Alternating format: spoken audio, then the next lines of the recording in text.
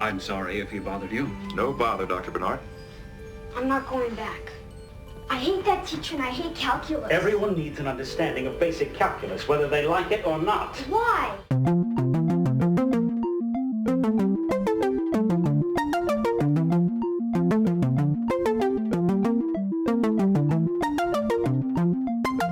Hello, everyone, and welcome back to Fully Functional, a TNG podcast. I'm Maggie, joined by Jeff and Dory. Jeff and I are huge Star Trek nerds. Dory is a Star Trek novice, and we're going on a journey through TNG, Star Trek The Next Generation, episode by episode. In today's episode, we will be discussing When the Bough Breaks. Original air date February 13th, 1988. And we will go to Dory for the recap. Okay, so we start off with this kid named Harry, who is wearing questionable outfit, but he walks right into Riker, and and he gets knocked right down, and so the gang is in the bridge. They're in like a certain area, Epsilon Minos system. I don't know if I pronounced that right, but I mean, what is new? I can't pronounce anything. Yes. And he is psyched. Riker is real excited to be in this system because apparently this worries me. I was like, is he a conspiracy theorist? Because they're in like an area that like allegedly has like a mythical like civilization planet that's like really, I don't know, they're really technologically advanced or something, and they're into like art and culture, which is like, that's cool.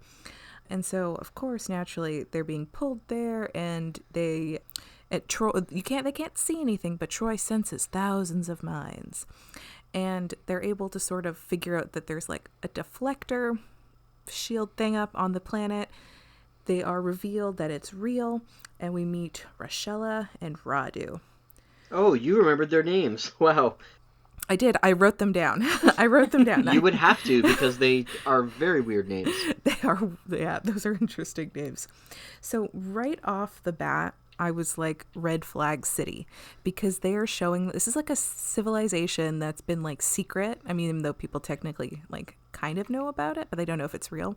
It's been around for hundreds and hundreds of years, and they only now reveal themselves. It's like they want something. Way to be sketchy as hell. So turns out they want the children, but only some children, not all of the children. Yeah. Because on their planet, they can't have children. And the kids, like, disappear one by one, and, like, nobody freaks out that much about it. Dr. C is just like, Wesley? It's kind of an anticlimactic freak out. I think the only person that, like, has a reaction is Alexandra's mom, the little girl. Yeah. Yeah, She's the only one that acts, like, kind of appropriately. This is a big deal. Yeah. So they have a meeting in which everybody's like, oh, calm down, Toya, who is like Alexandra's mom. And Alexandra's got to be like no older than 6 years old. Mm-hmm. And I'm like, let her be worried. I was like, Dr. Crusher freaks out every other episode when like Wesley's in danger, and she's like, calm down, Toya. And I'm like, no, let her freak out. Her like baby is like in danger. Everybody's allowed to freak out in this a little bit. Some all-powerful strangers have your 6-year-old daughter. No biggie. Yeah. Okay, so then the kids on Aldea, I think that's how it's pronounced. Yeah, Aldea. The fancy secret planet. They're like assigned to families. And the families, like, they're not bad parents. They seem like nice people. But just the way they go about this is like the creepiest thing. And Radu is the creepiest guy. He kind of looks like an evil doctor from like Lost in Space or something like that. He does. He also kind of looks like the dad from Clueless. I don't remember that movie, but I'll take your word for it. Yeah, Google it. It kind of looks like him. Oh yeah, so then there's also all the kids get to like sort of be sent to families that like know shit. Like Harry from the beginning, he gets to like be an artist, sculpt shit, and then the little girls gets to, you know, do music from her feelings. I don't know. And then Alexandra just gets to run around and be carried, because apparently that's like her thing. She loves to be carried by people. And then, but Wesley So Wesley is also the leader, and it's very cute how all the kids are like, Wesley, lead us. It's really, honestly, it's cute. It was very cute. And he like does a good job, I'll say. Yeah. Mostly a good job. But they give him like basically his own bridge where they meet the custodian, in which I don't know, the custodian stuff is so weird. Yes, but he very is like strange voice choice. activation. He's basically, they're like, ask him anything. I was like, this is Ask Jeeves, but a little more intense. AskCustodian.com. Yeah. So there's a lot of like back and forth with like negotiating, because Radu's like, we'll give you something to compensate you for your children, and they're constantly like, no, we want our children. Yeah. There's nothing you can change. There's nothing we can exchange. It reminds me of what's that scene in the Blues Brothers? The women. How much for the women? And the kids. I want to buy your kids. Oh man. Have you never seen that movie? No, I've never seen Blues Oh, Brothers. okay, fair enough. It's been a very long time since I've seen it. They're trying to get one of the last people for the band ready, but he doesn't want to join because he's the maitre d' at a restaurant. So they go to the restaurant in order to embarrass him as much as possible so he'll rejoin the band. Oh. Oh boy. Yeah, there's a lot of like back and forth, and then there's like a weakness in the shield, and Riker and Data are trying to figure out how to get in there so they can, like, if they get the shield open, they can transport the kids back. It's a lot of back and forth, a lot. But the kids are kind of like, to their credit, they like enjoy their time there, but also know like this is not where I want to be. But then Wesley decides that they're going to do a strike and not eat, and I was like, I appreciate the like attempt. I don't think it's necessarily a bad idea, but I didn't think it was a good idea as their children. So like Wes, like as a 15-year-old, you know, hunger strike, to each their own. But Alexandra immediately goes for an apple. Yep. Literally after being told this, like she's very little. So yeah, it turns out the people have like radiation poisoning, and they can be fixed like anything by Dr. Crusher, because no matter what sickness you have on any planet, it's still related to the 21st century. Yep. They had it then, so Yep. You guys have it now. No matter what It's a illness you have in miracle. space, you can still be down with the sickness. Yeah. So yeah, the kids are finally they're able to like, oh my god, when they go into that room near the end with like the power source, that is a beautiful shot. Yeah. When they enter the room, that is beautiful. Fun fact about that, it was actually really difficult for them to create that effect, and the special effects guy was like, okay, wait, hold my beer, I have a great idea, and I can do this on the cheap. And he built a scale model of that thing and set it on on like a ledge, and then shot downwards, and they composited the shot of everyone else walking in. They just had them walk in through a dark room. Okay. And yeah, so they composited that into it, and it ended up being a fantastically successful idea. Yeah, Oh, it that's looks wicked. so good. Yeah, because it's that thing really is striking. is like 3 feet high. Oh wow! Well, it looks fabulous. Oh, I know. was really It's great. impressed by it. Yeah, so like everybody's able to go back up. The Aldeans are treated for their radiation poisoning, and so all is well. But then Wes brings Alexandra up to the bridge to thank Picard, and Picard. This whole episode, I was dying because it like reminded me of the beginning of the series. I think it's in the pilot where Picard is like, "I'm not good with children." Yeah. And he demonstrated this so wholeheartedly this episode, because anytime the kids were like, "Hello," he was like, "Hello." Awkward So with hug. Alexandra, yeah. He So the just like second- stares forward as he's being hugged, and he's like, I Yeah. don't know how to react to this. Yeah, Alexandra on the planet, she like puts her arms out to him, and he just stares at her. He's like, "Hello, Alexandra," and she's like, "Hi," and then just stares at each other, and he's like, "Okay, I guess you." And then he picks her up, and she has that really gross hairball toy. Oh, yeah. It's so gross. So at the end of the episode, he of course has to yell at Wesley, because God forbid Picard doesn't get angry at Wesley for something. Yep. So he brings her on. He goes, "Wesley," and that's my bad impersonation. Picard, of course, also goes down and on his knees, and little Alexandra gives him a big hug, and what's it called? And like little flowers and the gross hairy toy. Yeah. Gets stuck to his shirt. The hairball. Yeah, it was really gross. But it was very cute. She's really cute. I do like Picard in uncomfortable situations. Fair. Yeah. Or situations that are fine for other people, but for him specifically makes him very awkward, and I enjoy it immensely. It's very cute. I love when Raju, like, he's telling the captain that, the kids are on strike or whatever. It's like, please help me. Like, I'm not good with children. Yeah. Just stares at him. Because he's like, you're going to do with the kids? Yeah. Because he just, I love the presumption of, like, that he's any that Picard good. Could do it? Yeah. If Picard's any better. Yeah. Here's a question. In the Starfleet universe, are orphanages a thing? Because I feel like there would have been like a really easy fix for this situation, as there's got to be places where like children need parents. So yes and no, but it's kind of implied that on Earth that doesn't happen. Okay. Yeah, it's kind of like future utopia where like kids just don't end up orphaned. Okay. I mean, that's a nice sentiment. Yeah. Another question, and this is a bit more alarming to me. So the Aldeans seem like the plan is to like that these children will then like reproduce. Does this mean that they would have forced these kids to have children? Yes. What if any of them didn't want children? Like they would just be forced? That's really kind of messed up. Yeah.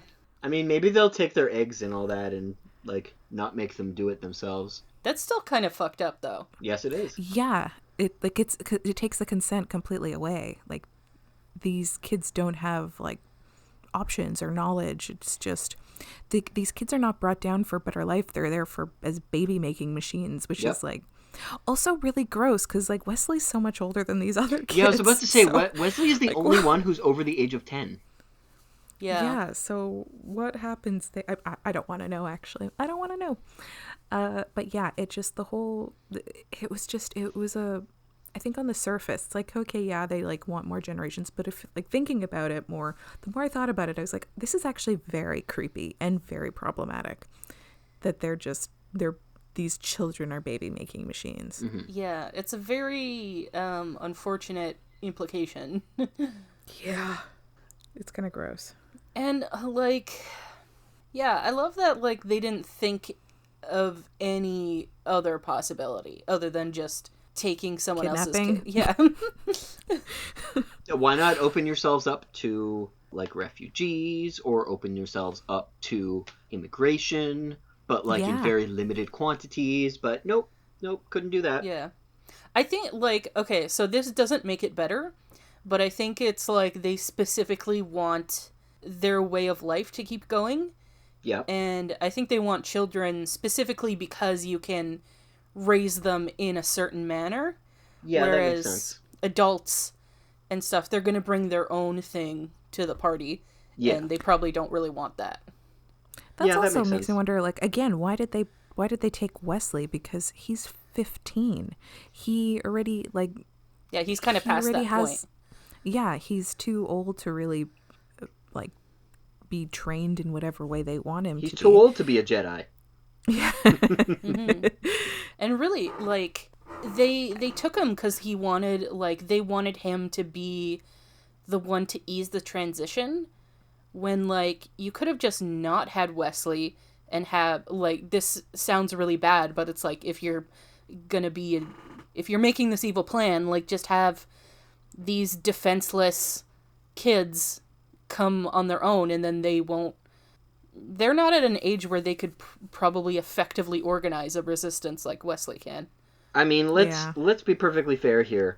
This species has a lot of problems beyond the issues caused by the radiation. They're kind of dumb.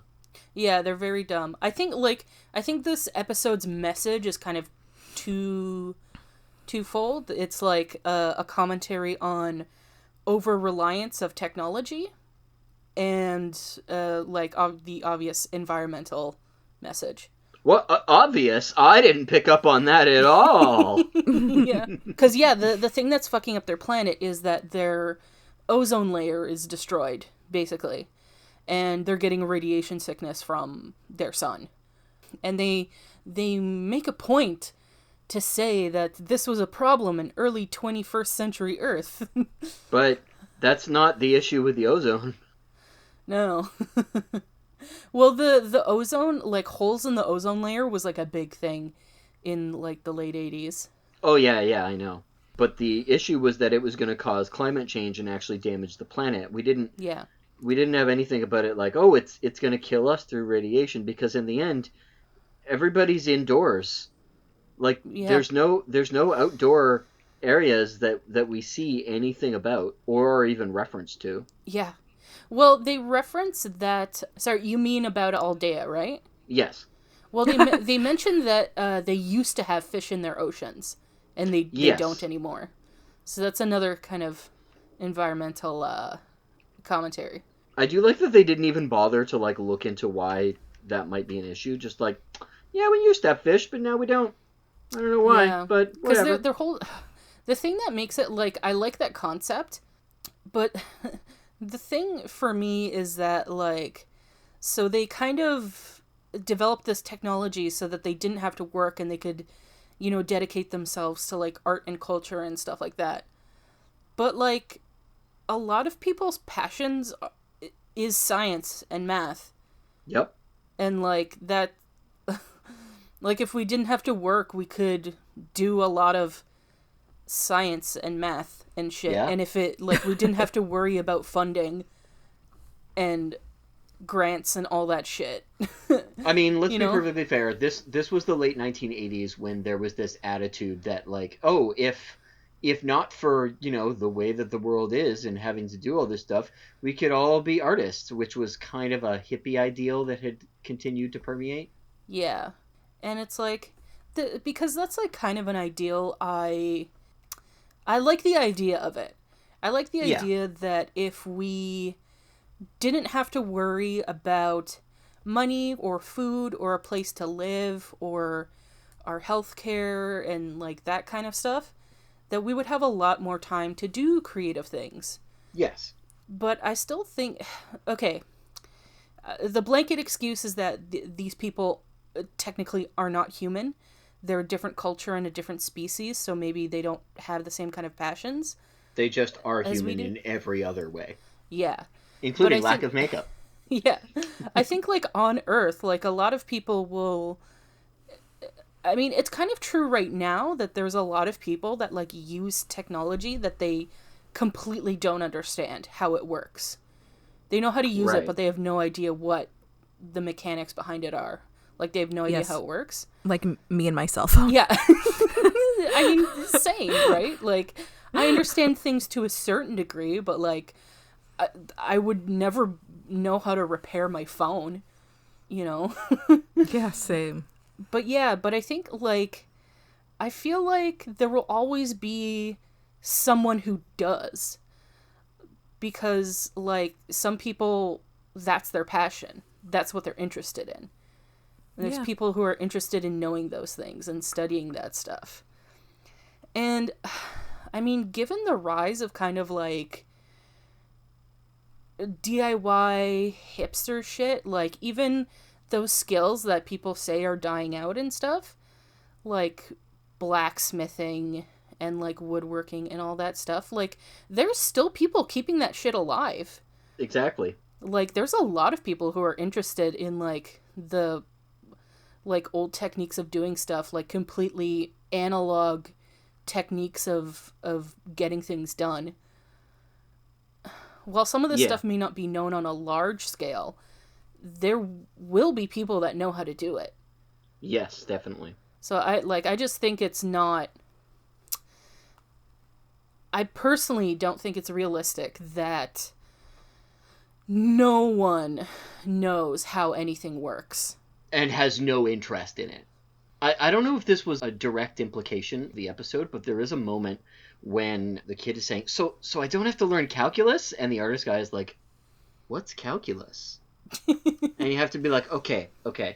as somebody who is currently learning calculus, calculus is quite literally the fundamental for, like, all engineering. Yeah. So what they're saying is their planet has no use for any kind of engineering at all. So much so that you are not aware of calculus. I mean, the custodian takes care of it, right? The custodian does it all. That's fucking stupid. Like, this is another technically anti-technology episode. A little bit, yeah. See, like, I don't think it's anti-technology. I think it's, like, anti-over-reliance on technology. Okay, yeah.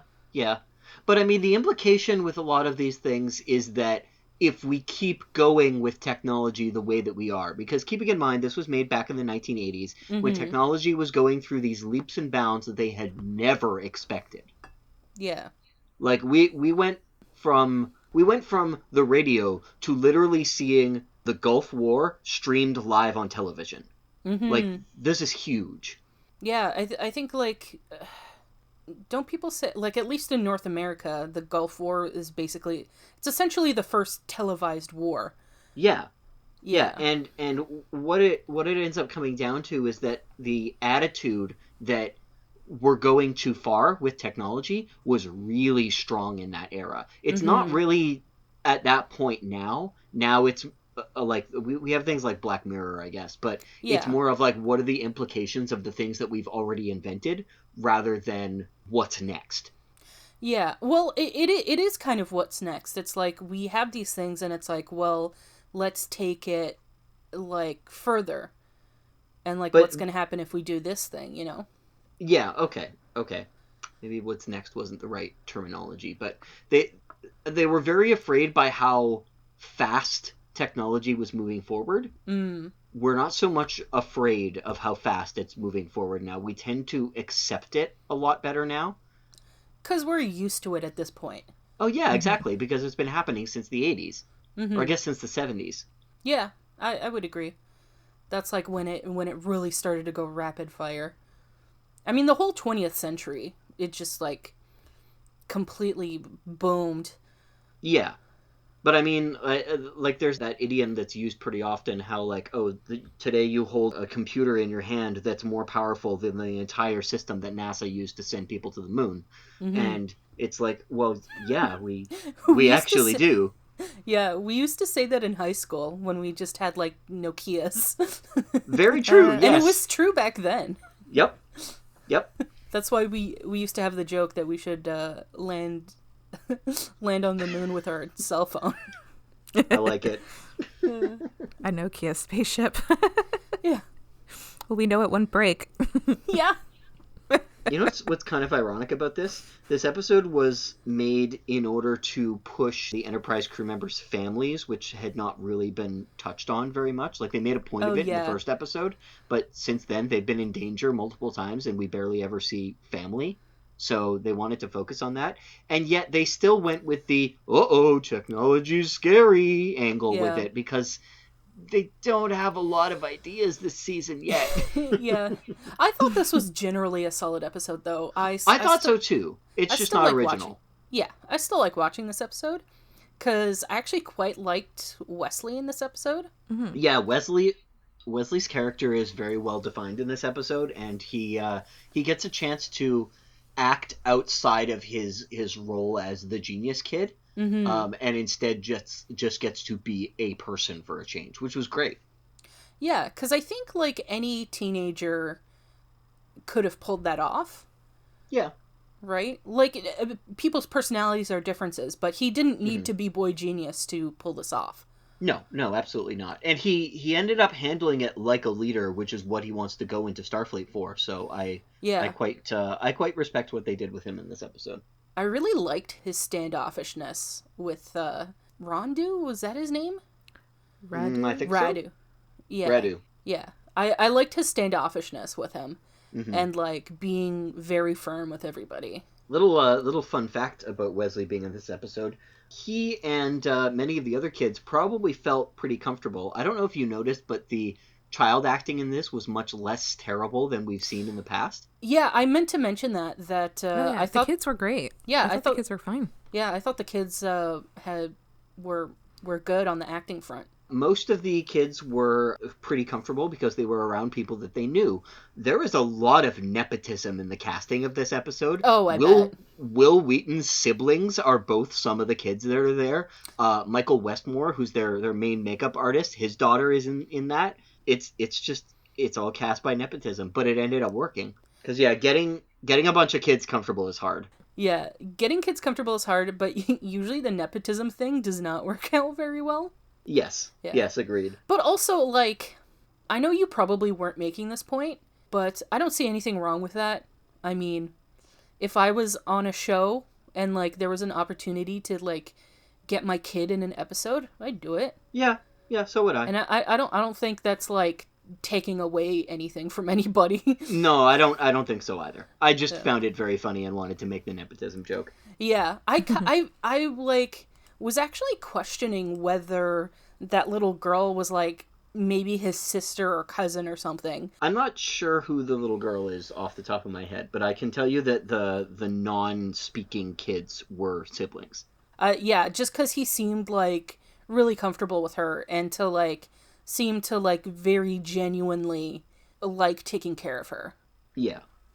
Do you guys remember that really weird line from Deanna that absolutely made zero sense whatsoever, especially since it didn't really fit with what we saw in the rest of the episode, where she said that humans specifically are unusually attached to their offspring? And I'm just like, wait a minute. Your mom has been on this show. I don't think she meant to imply that. I get what you're saying, because she does kind of imply that, like, her species isn't that way. Well, not specifically her species, but the fact that she said that humans are unusually attached, and then you get that scene, like, not even 5 minutes later where, geez, what's her name? Rochella? Mm-hmm. Yeah. Does that, like, super creepy, like, no, she's mine. I won't let anyone take her away from me. Yeah. And it's like, yeah, so humans are the ones who are unusually attached. Okay. Well, I don't think she was making a commentary about the Aldeans. No, she wasn't. That... Okay, sorry, go ahead. Yeah, I think she's just trying to imply that, like, some alien species don't have the same attachment to their children that humans do, I think she says that. Yeah, because she, like, the Aldeans are trying to negotiate for the children first, like, before they try kidnapping them. And she straight up says, like, that arrangement might be acceptable to, like, a different species of people, but humans have, like, an extreme attachment to their kids, so it's not going to happen with this crew. I just feel like pointing it out as if it's unusual that a species is attached to their children was not a good word choice on the scriptwriter's Here's the thing. I have an argument that I don't think it is. Like, it is kind of unusual. Like, if you look at the species on Earth, okay, a lot of... Like, I'm not saying, like, other mammals and stuff don't care about their children and that kind of thing, but it's not the same as with humans. Because it's kind of theorized that it's like it kind of developed in response to like evolutionary developments, where by comparison, human babies are completely useless and helpless compared to other mammal infants. Okay, So other mammal infants can lift their own heads. Yeah, exactly. Like like you can't leave like a newly born kitten completely by itself, but like they can move and like hold up their own head. Like they don't need the same kind of attention a human baby does. You know, so it's understandable that it's possible that evolutionarily we developed this hugely strong attachment to our children because they need it, because they need so much more attention. Okay. That's fair. I think the two of us just approach this from different contexts. Yeah. I see it perfectly reasonable that a completely different species of alien that evolved differently, that has a different culture and that kind of thing, wouldn't be as attached to their children.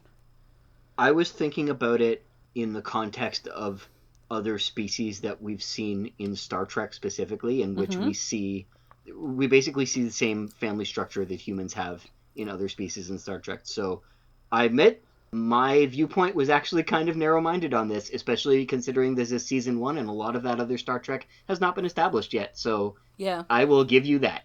yeah. Although I guess I guess I misunderstood too. I guess your issue with it was the unusual part. Yes. Yeah, specifically the word unusually attached. Yeah, given what we do see in Star Trek, it's not an unusual thing. But I think they're still trying to, like, they're still making an attempt at, like, making aliens, like, really different. Like, yeah, that's true. Besides an attempt. Yeah, besides the lack of makeup. But besides visually, because they're still hanging on to, like, you have, you know, this many Earth days or Earth hours. I mean, that permeates throughout Star Trek. Yeah, but they kind of give up on it later on. They're just like, okay, we're just gonna say hours and days and shit like that. Right. You know, they were trying to make it, in my opinion, they were trying to make it more realistic by being like, hey, aliens, like, are most likely going to be vastly different from us and work in a much different way. Yeah. Yeah, that makes sense. But but they still all look like humans. So they ended up improving visually. They're like, okay, they look visually different, but they basically have similar structures to us. They swap directions, yeah. Yeah. I mean, that'll happen if you have mostly the same crowd leading the writing of a series for X amount of years. Yeah, that's true. I do think if they stuck to that, if it was, like, more common for other species to not have the same kind of attachment to their young, like, that would have been a really interesting thing to go through the series. Yeah. But they probably figured that people wouldn't be able to relate or sympathize with other species if they went in that direction. Well, that in science fiction is often allegorical, so... Yeah. Yeah. Did you enjoy that discussion, Dory? I did. Oh, good. Good. Yeah, sorry. I was enjoying it. We often get sidetracked by nerd shit. I didn't have an opinion on it, so I kind of saw it how Maggie did. So I was like, it doesn't make sense for me to, like, jump in when I saw it how Maggie did. So. Aldeans are unusually attached to your children. Yeah.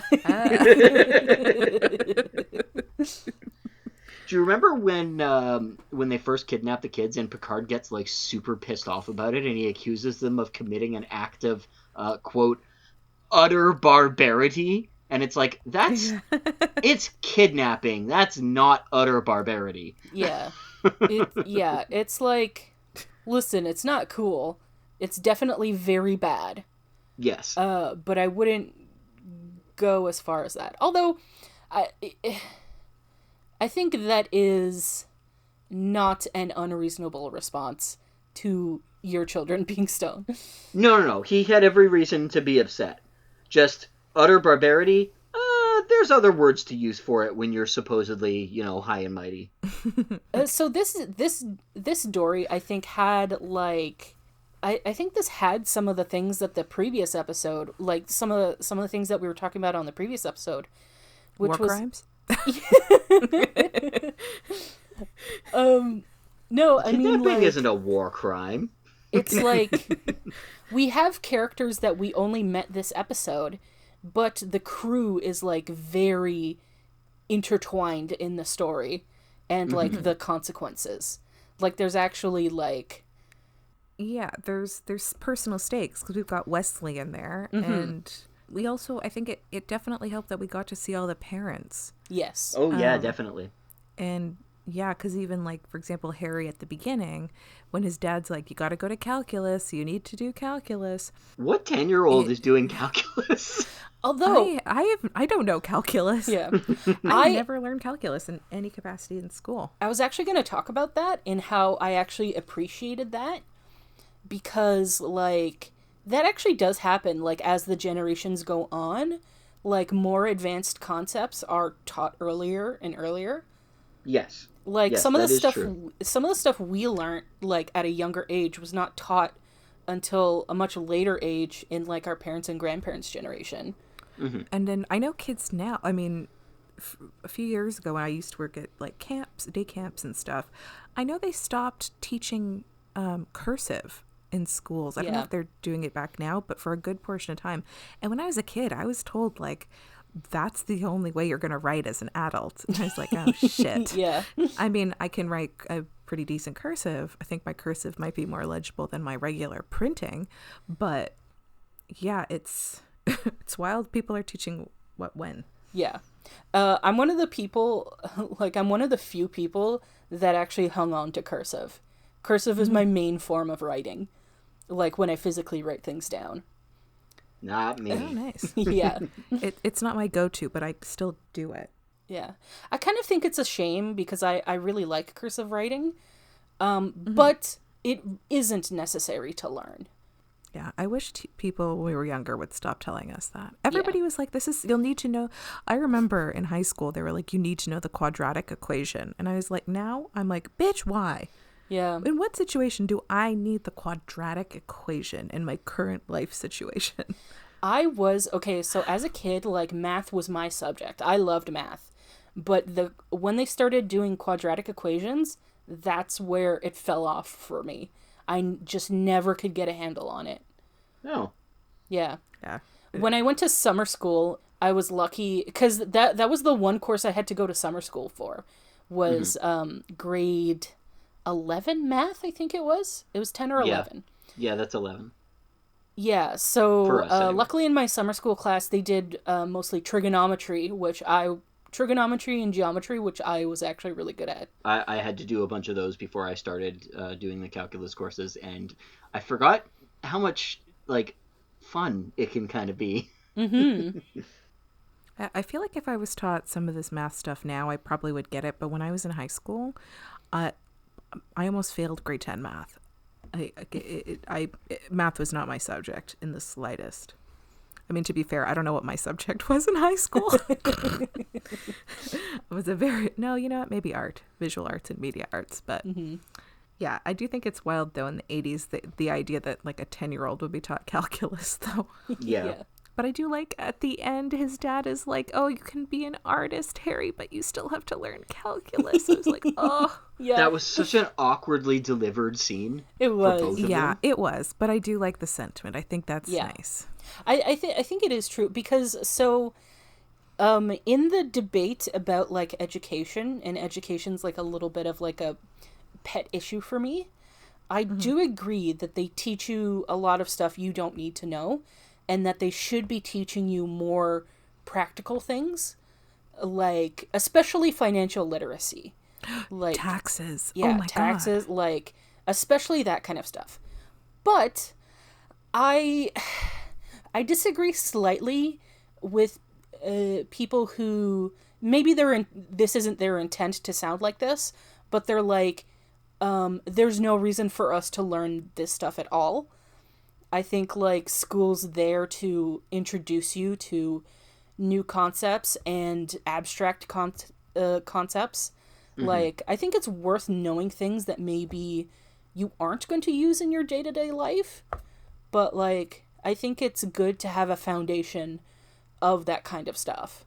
Yeah, and like to be introduced to advanced concepts that, you know what, maybe you personally might not use this every day, but you know, maybe you end up liking it, or maybe like it helps you in some weird indirect way.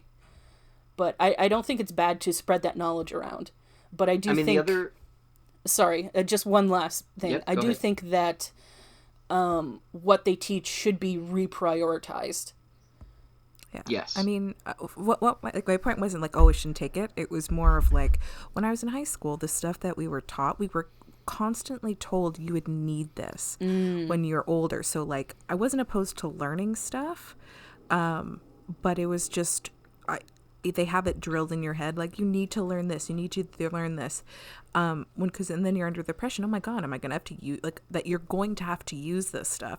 And then when I went to post-secondary, nothing was relevant. I basically had to start from scratch. And I was under the impression that all this stuff I learned in high school would actually help me, and then it wasn't. So I was like, I wish they would stop telling you that all this stuff will be needed.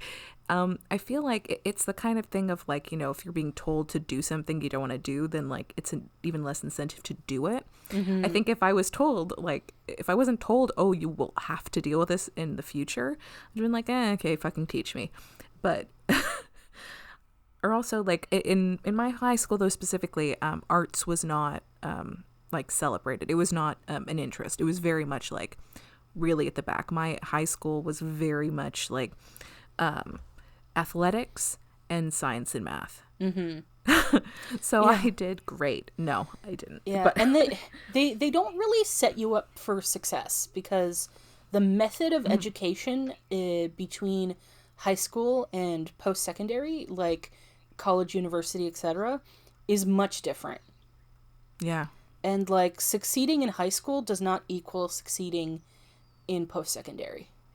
Oh, for sure. I mean, it's important to note that the entire concept of educating the entire population is a very young concept. We've had about a century of doing it. Well, okay, more than a century. We've had about maybe 125 years of doing it, of public education for all. Has been like a standard across the Western world for that amount of time, and that's it. We're still very much experimenting with how to do it properly. Oh, for sure. I'm just suggesting what I think could improve it. Oh no, I know. I was telling for Dory's sake. Oh yeah. And in the future, in the Starfleet universe, still hasn't changed. Yeah. Yeah, they didn't really think too far ahead for that one, I think. Although, okay, so I don't. While it is weird, like them having a 10-year-old going, you have to take your calculus. Calculus is actually a very good way to learn math, because it involves understanding concepts that you can't really visualize as easily.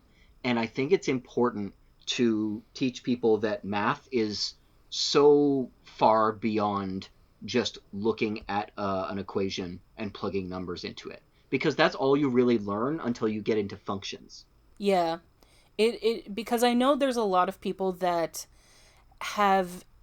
So, for the most part, I feel like a lot of people, they either like math or they like sort of writing or like more artistic things, because a lot of people prefer a solid answer. It's like, with math, it's like, at least like... you know, at the level you get taught at in school, like high school, it's like, it's either right or it's wrong. Yes. Some people really like that. Some people prefer things have more leeway and interpretation, which is more like English and literature and that kind of thing. And so usually that's where, you know, people who... I mean, this is a generality, but... you know, people who are like heavy on like sort of the math side, you know, usually might not do as well in sort of the English literature side and vice versa. Yes. Yeah. Oh, that's me to a T. Yeah. Like you were saying, Jeff, when you get into those higher levels of math, it's not just like this. I mean, there are like right and wrong answers to calculations, but there's a lot more nuance to it. There is a lot more... I hesitate to say artistry, but it's like a lot more interesting. There's a concept in calculus that I learned a few weeks ago that I was working with that it has to do with finding the roots of functions and whatnot. And essentially, it's a formula that allows you to get an answer because the only other way to get that answer is by dividing by 0, which you can't do. So you take the concept of 0, you turn it into just a letter, and you insert it into an equation that you already have, and then like mess around with it via just, you know, doing things with algebra. And you manage to get an actual like whole number answer out of it, despite the fact that you were essentially dividing by 0 in order to get it. It's really bizarre. That's really fucking cool, actually. It is. It is. I'll show it to you sometime if you're ever interested. But yeah, Yeah. it's just such a strange concept that just like throwing in a variable that is 0 into something and then like dividing by it lets you rearrange it so that you can get a real answer out of it. Wow. It shouldn't work, but it does. I love that that mathematicians have found a workaround to dividing by 0. I find that really cool, actually. I don't understand it, but I find it really cool. If we had taken calculus, we probably would have learned it. However, I don't think that they would have taught it to us in that regard. Yeah, I was always more of like on the. It's probably why I had trouble with quadratic equations. Mm-hmm. Quadratics are kind of stupid. Yeah, like I was always more on the like it's either yes or no. It's either this or that, and Yeah. like quadratic equations, like they have a definitive answer. Yes. But I was always better at like things that were more straightforward, like trigonometry and Addition, subtraction, and like statistics and geometry and that kind of thing. Yeah, data management kind of stuff. Yeah. Mm-hmm. As opposed to like calculus and high level math is very like it's kind of like magic. It's very like mystical and like I can't think of a good word. Like the word that comes to mind is wishy-washy, but that's not what I mean. Right. Like I said, for me, I guess the best word is like it feels artistic. It feels more creative. It feels like you really have to like dig out the answer. Yeah, that makes sense. I'm sure it's less complicated than I'm making it out to be because I just don't know the concepts. And it's been a long time. Yeah, and it's been a long time. But it's still like high level math just seems like fucking magic to me. That's why I really appreciate people that can do it. So this is a sidetrack, but there's a moment in the episode that I Oh, really... sorry. The sidetrack. Your sidetrack is going back into the episode. Yeah. Like we've been on a sidetrack for a really long time, and I love that the sidetrack. Your Sorry, sidetrack the is main back track. into the main topic that we're this podcast is about. There's a really awkward position that they went for. Remember the little girl who's playing the dumb instrument that you just play with your feelings? Oh, yeah. I think her name is Katie. Do you remember the song that she played was literally just the soundtrack of the episode? Yes. Oh, no, I didn't catch that at all. They use that melody a lot in Star Trek, at least in They TV. do. They do. The little twinkling like boom, boom, boom, boom. Yeah, and it's definitely something that this particular, I think this might have been the same guy who wrote the music for the pilot episode. Oh, could be. He uses that twinkling sound effect a lot in the music, and Yeah. I'm really glad that they get rid of it after a couple of seasons, but for now it's just fully in there, and they are not letting us get away from it. I don't mind it as a motif because I quite like the melody. It's just very 80s. Yeah, definitely. Oh, kind of on the same note, but not really. The computer voice sounds super familiar, or the custodian's voice. Oh, I could look up on it for you. But, Yeah, here's gonna be my guess. I think it's the same voice actor that played the God Galaxy in Futurama. He definitely has a space god voice. I have not seen that since it came out. Oh, so wow. It could be. I didn't love that episode series. That was from one of the movies, wasn't it? No, that's an or episode. from- I love that episode. Huh. That's the one where Bender gets flung out into space. No, I remember it, but I remember it being later in the series for some reason. I don't know why. Oh, it could be. Okay, let me... Anyway, The Dory, Bough you... Breaks. While Jeff's looking that up, you actually weren't terribly far off about this episode. That's true. Yeah. Yeah. They needed the yeah. children for the planet, but it wasn't like slave labor. Work-wise. Yeah. Thankfully. Wow. Yeah. Hey, I'm getting more and more right the farther we go. Well, actually, no. There's been a few episodes I was so incredibly wrong. Yeah. But I'm on a tiny streak. Yeah. 2-episode streak. Although, to be fair, I don't remember what I predicted of the episode that we did 2 episodes ago. The minuet creepy. Oh yeah, episode. I don't remember what my prediction was for that. Honestly, I don't remember. It's been full disclosure. We took like a month off between 2 Yeah, months. 2 months. 2 months off between recording for like holidays and quarantine and all sorts of shit. Like lots of different reasons. So we're like, it's been a while. It's been a long road. Oh God, you bastard. On that note, the custodian was uncredited. Oh, okay. Yeah. Was that supposed to be the beginning of the song from the Fast and Furious number 7? No, it's the beginning of the song from the intro to Star Trek Enterprise. yes. Oh. It's like Which is like a easy listening soft rock. it's so. country I thought it was song. that Charlie Puth song from Fast No. and Furious 7. The Paul Walker song. Yeah, it's It's the same tune, weirdly enough. Well, the way It's- that Jeff sang it, it's the same tune-ish. the theme song to Enterprise is very infamous because like every other Star Trek series has like this nice like orchestral instrumental opening, and then Enterprise has this like easy listening soft rock intro. It's Was very it written embarrassing. by Rob Thomas? I don't know, maybe. It's very embarrassing. I think it's Rod Stewart. Oh yeah, it could be Rod Stewart. Oh my god. That's kind of wild. It's I actually like the song, but it's a horrible opening. For a Yes, Star yes, Trek it series. is. It's a very cheesy song too. I feel like I need to look it up now. Oh well, It's called Where My Heart Will Take Me. yeah. Oh, and you have to find the Enterprise version of it because Yeah. the Enterprise version was actually a cover of the original song. Oh yeah. No. Here, I can just send you the opening. Oh, Oh boy. please don't watch it while we're recording. She'll just No, get no, offended. no. Oh no, it's no, I not. won't. What did you say it was called? Where My Heart Will Take Me. Isn't it called Faith of the Heart? It's not. Oh. I know. It's often like listed on the internet as Faith of the Heart, but that is not the name of the song. Oh, okay. Yeah. Ooh, it's like a Baba O'Reilly situation. Going where my heart will take me. Okay, I'm excited to hear this song now.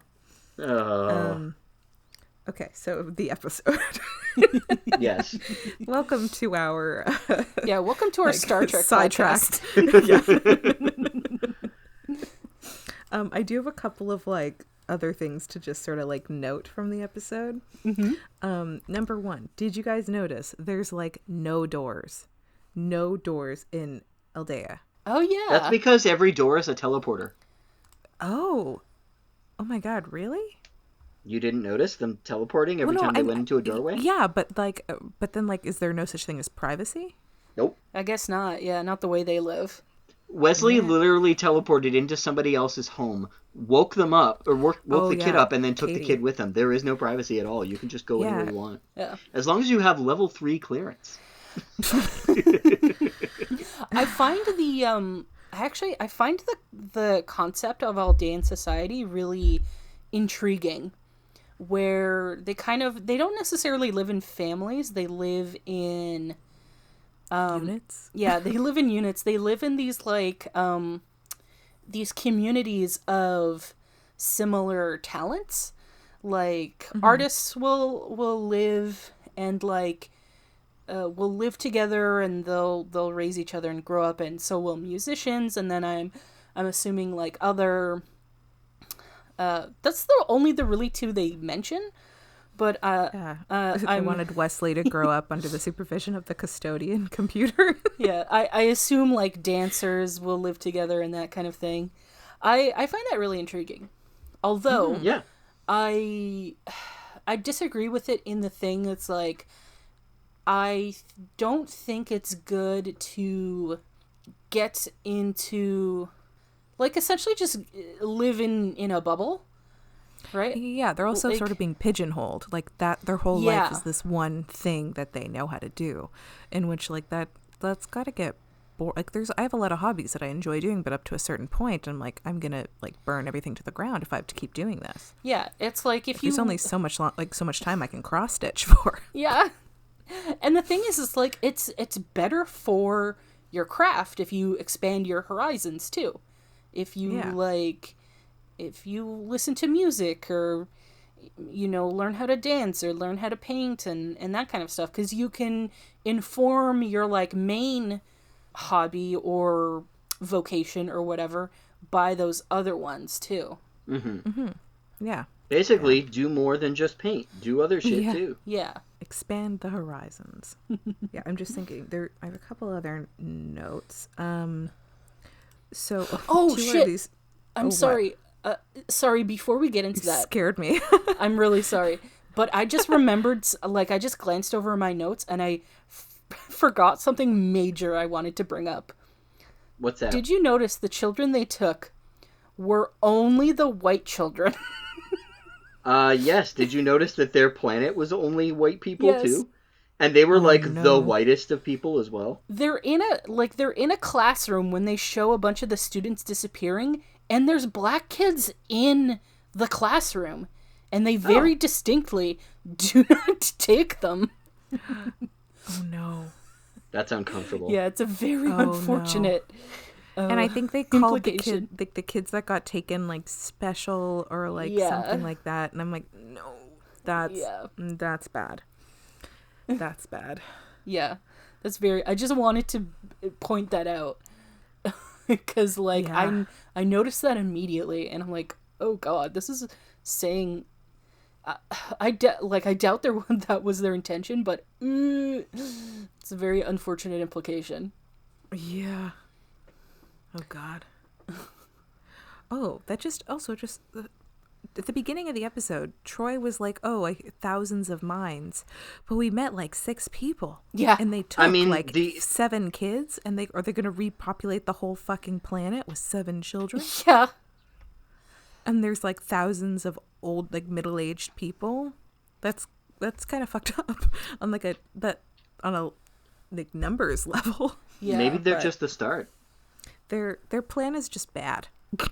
Yes, I agree. The plan is bad. I really liked how when Picard and Dr. Crusher came down and Dr. Crusher wanted to speak to Wesley, and she very sneaky like takes that like device out of her pocket and like gives it to Wes, only for him to like open his hand full out like in full view of Duana or whatever her name was, and then like sneaky put it away and then I don't know, scan her head or whatever, and then gave it back to her. It's like Dr. Crusher did such a good job of being sneaky, and then Wes just opens his hand. It's like, yep. I mean, she didn't see it, obviously, but I was like, Yeah, I think that was... that was for the audience to see what it was. Yeah, definitely. Yeah. That thing is the scanner for her, like, little tricorder thing. Yeah. Yeah. I thought that was a cool move, how she, like, gave Wesley the scanner so he could like sneakily scan the other lady. I do like the little teamwork. I'm honestly like Wes is the VIP, the MVP of this episode. Yeah, he really is. He did a good job. Yeah, naturally though, Picard still had to throw in a yell at him real quick because the thing I loved about it too is that it's a thing that perfectly makes sense for Wesley to be involved in. And it's something that makes sense that he would rise to the occasion, you know? Yeah. He's a good diplomat, I think. Yeah. This isn't some, like, weird wunderkind shit they're pushing onto him. This is, like, a very reasonable thing to happen. I mean, you know what scheme of things. Yeah, I just think it's really reasonable. Yeah, for like a group of kidnapped children, but the teenager to take in charge. Yeah, it's reasonable within the abilities of a 15-year-old, and it's reasonable within the context of the universe and situation for him to be involved in this situation. Especially since 10-year-olds do calculus. So, I mean, what can a 15-year-old do then? Lead an army. Just see it in your head. Well, did anyone have any favorite moments? I think mine was the little mother-son teamwork bit where she gave him the scanner thing, and he like sneakily scanned the lady. I liked Picard not knowing what to do with Alexandra at any point in time. Whenever she was like, hello, or came near him, he was like, this is a child, so I don't know what to do with this.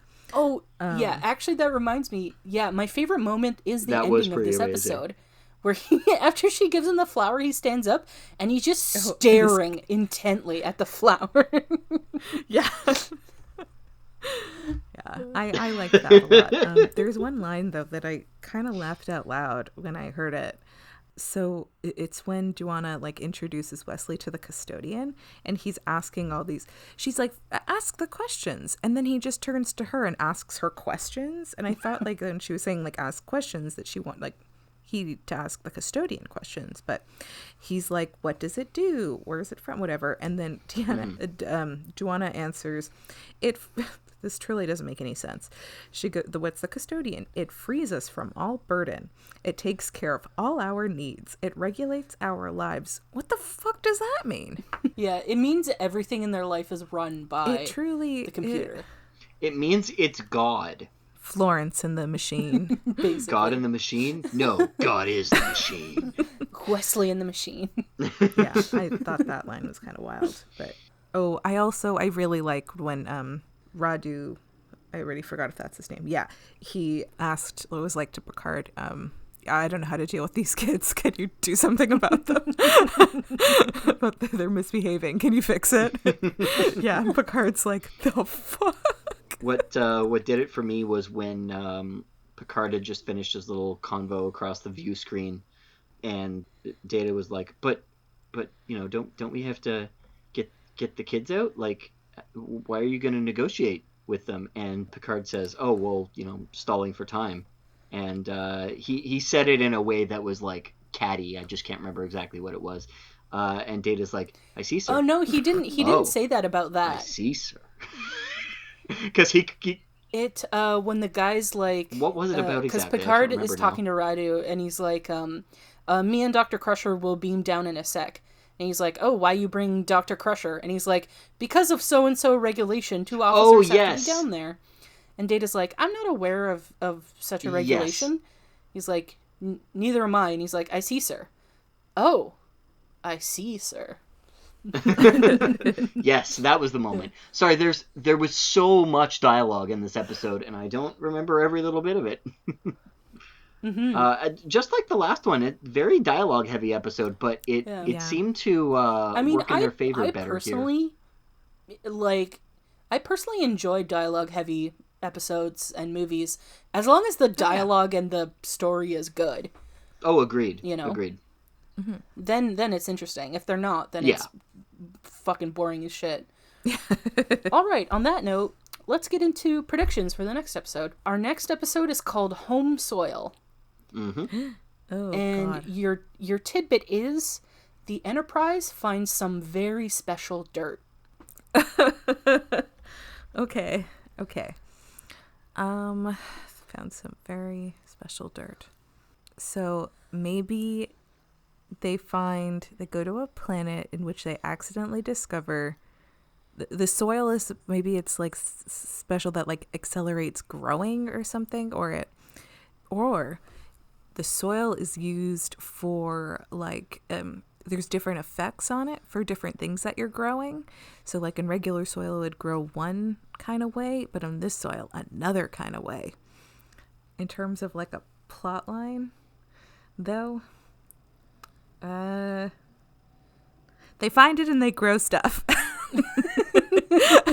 No, or maybe they like try to grow one thing but another thing grows instead, or they need something specific to trade with like somebody with like a human looking planet, but they're not humans. Wink wink. Yeah. Yeah. I know. Hey, wow, that's as Maggie never said, before. Previously I'm learning the tropes. Yeah.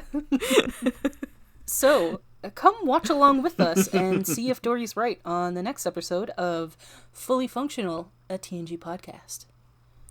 Goodbye.